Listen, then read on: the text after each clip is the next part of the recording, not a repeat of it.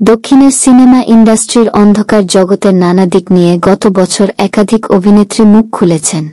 এবার এক অস্বস্তিকর অভিজ্ঞতার কথা শোনালেন অভিনেত্রী শালিনী পাণ্ডে।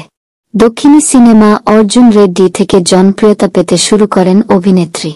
সম্প্রতি মহারাজ ও ডাব্বা কার্টেলের মতো সিনেমায় অভিনয় করেছেন তিনি। কর্মজীবনের শুরুর দিকের অভিজ্ঞতা প্রকাশ্যে এনেছেন অভিনেত্রী। সিনেমা জগতে নানা রকমের পুরুষের মুখোমুখি হয়েছেন শালিনী পাণ্ডে।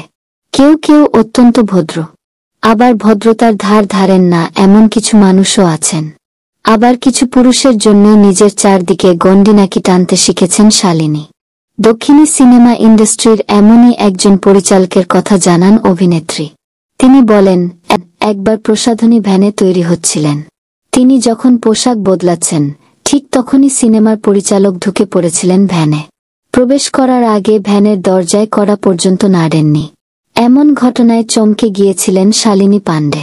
সম্প্রতি এক সাক্ষাৎকারে অভিনেত্রী বলেন, তিনি ভ্যানে ঢুকে পড়ার সঙ্গে সঙ্গে আমি চিৎকার করতে শুরু করি। আমি থতমত খেয়ে গিয়েছিলাম। তখন আমার বয়স মাত্র 2।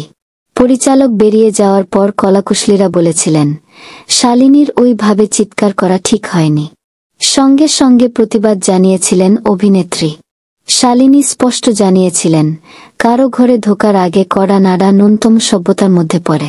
অভিনেত্রী বলেন, আমি চিৎকার করছিলাম বলে অনেকেরই মনে হয়েছিল আমি খুব রাগী মানুষ, কিন্তু আমি নিজেকে রক্ষা করার জন্য প্রতিক্রিয়া দিয়েছি মাত্র। এই ঘটনার পর থেকে নিজের চারপাশে আরও সচেতনভাবে গণ্ডি টানতে শিখেছেন অভিনেত্রী।